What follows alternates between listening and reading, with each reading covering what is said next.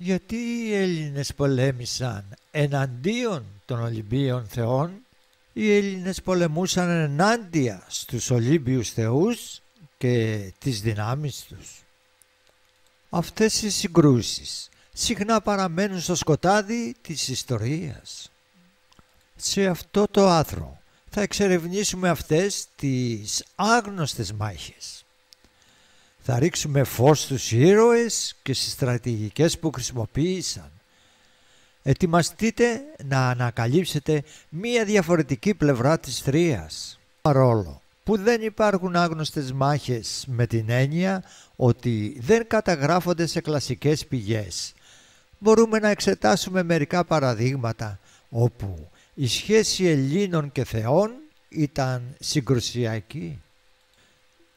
Η ραψοδία της Ηλιάδας επικεντρώνεται στην ανδρεία του Διομήδη στο πεδίο της μάχης, ο οποίος κατά τη διάρκεια της απουσίας του Αχιλλέα γίνεται ο ισχυρότερος πολεμιστής του στρατού των Αχαιών, παίρνοντας τον όλεθρο στις τροικές τάξεις.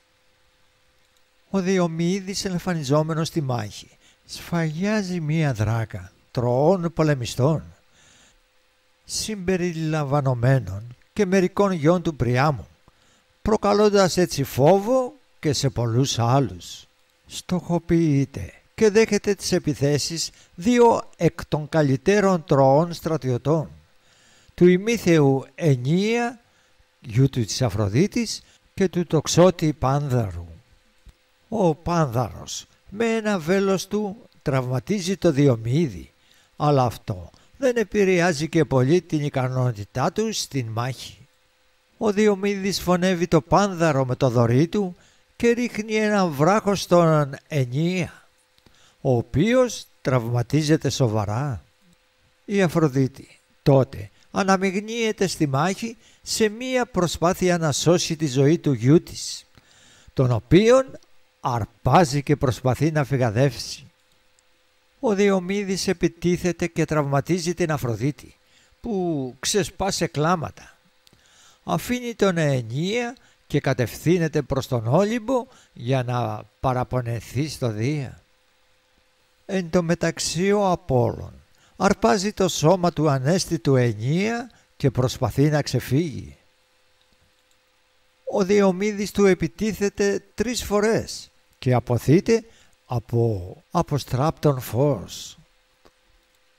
Κατά την 4η του επίθεση ο Διομήδης κοντοστέκεται στις προειδοποιήσεις του Απόλλωνα, θυμούμενος τις οδηγίες που του έδωσε η Αθηνά, σύμφωνα με τις οποίες ο Διομήδης επιτρεπόταν να επιτεθεί στην Αφροδίτη, αλλά όχι και σε κάποιον άλλον Ολύμπιο θεό.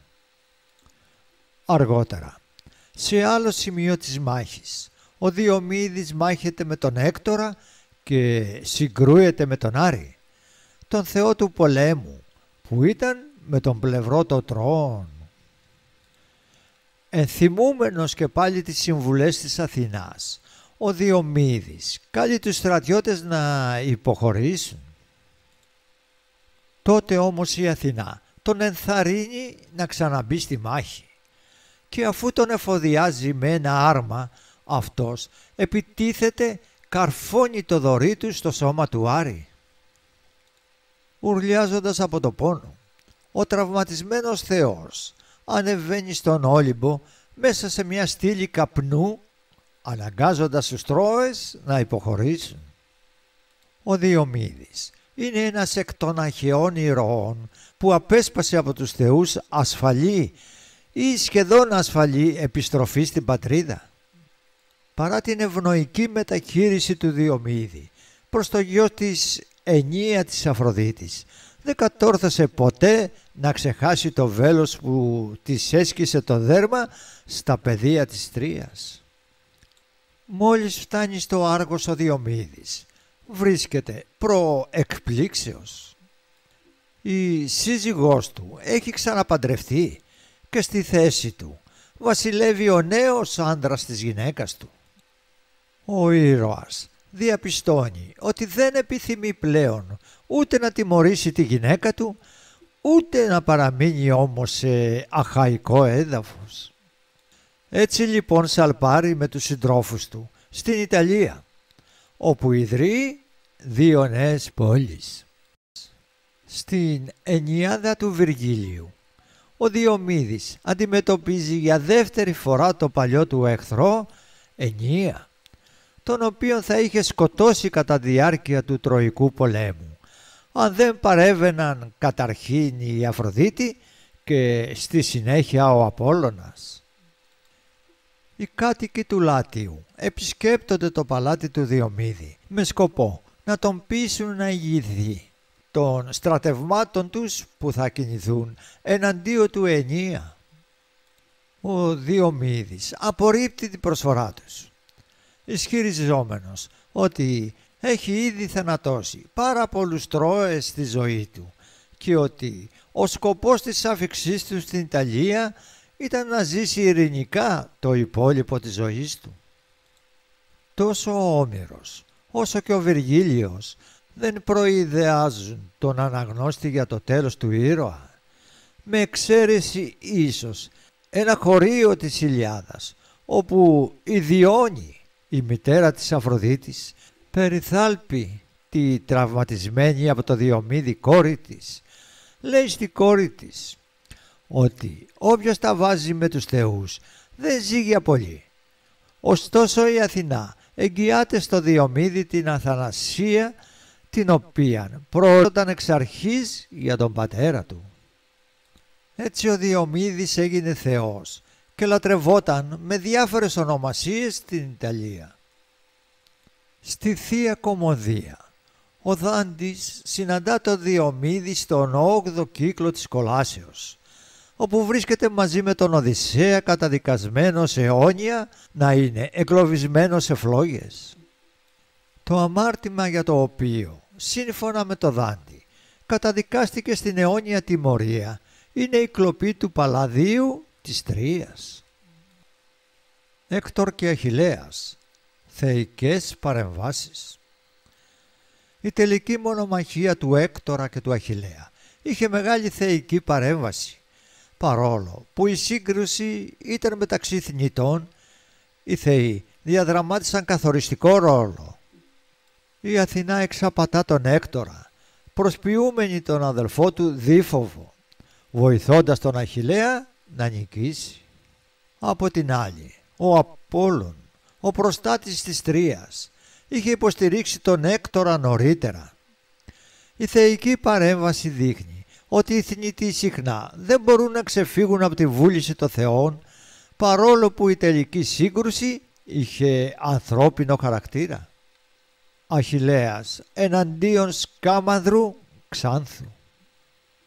Άλλη μία περίπτωση όπου ένας ήρωας συγκρούεται με μία θεότητα στην Ιλιάδα είναι η αντιπαράθεση του Αχιλλέα με το Σκάμανδρο, θεότο του ποταμού της Τρίας. Ο Αχιλλέας σκότωσε πάρα πολλούς Τρώες και τους έριχνε στο ποταμό Σκάμανδρο, με αποτέλεσμα να υπερχειλήσει. Ο Σκάμανδρος θύμωσε και προσπάθησε να πνίξει τον Αχιλλέα, ο οποίος αναγκάστηκε να παλέψει με την θεότητα. Τελικά, ο θεός Ήφαιστος, μετά από την έκκληση της Ήρας, χρησιμοποίησε τη φωτιά του για να καταστρέψει το ποτάμι και να σώσει τον Αχιλλέα. Αυτή η μάχη δείχνει τη σύγκρουση ανάμεσα σε ένα θνητό και μία υπέρτατη φυσική δύναμη που είχε υπερφυσικές ιδιότητες. Οι ελληνικές θυσίες και η οργή των θεών. Εκτός από τις απευθείας συγκρούσεις, οι Έλληνες πολεμιστές συχνά έρχονταν σε ρήξη με τους θεούς εξαιτίας των πραξεών τους. Η πιο χαρακτηριστική περίπτωση είναι η οργή της θεάς Άρτεμις προς τον Αγαμέμνονα όταν σκότωσε ένα ιερό ελάφι της. Η Άρτεμις απέτησε να θυσιάσει την κόρη του, την Ιφηγένεια, για να ηρεμήσει. Αυτό δείχνει ότι η ανυπακοή, η ύβρις μπορούσε να φέρει καταστροφικές συνέπειες για τους θνητούς. Συνοψίζοντας, δεν υπάρχουν άγνωστες μάχης με την ακριβή έννοια της απευθείας πολέμου των Ελλήνων εναντίον των Ολυμπίων. Ωστόσο, η Ιλιάδα και άλλες πηγές αναδεικνύουν περιπτώσεις όπου θνητοί και θεοί συγκρούονται με άμεσο ή έμεσο τρόπο. Εάν σας άρεσε αυτό το βίντεο, παρακαλώ κάντε εγγραφή.